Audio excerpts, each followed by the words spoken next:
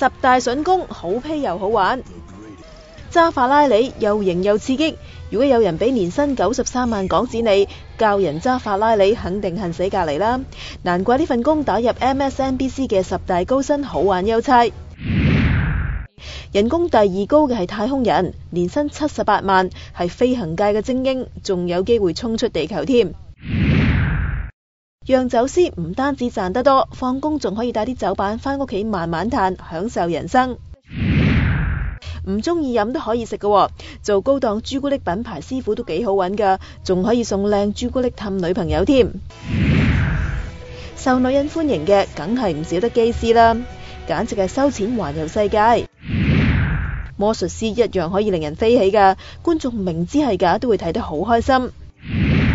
同樣為人製造歡樂嘅仲有電子遊戲設計師，人工雖然唔算好高，但係寓工作於娛樂，的確係優差。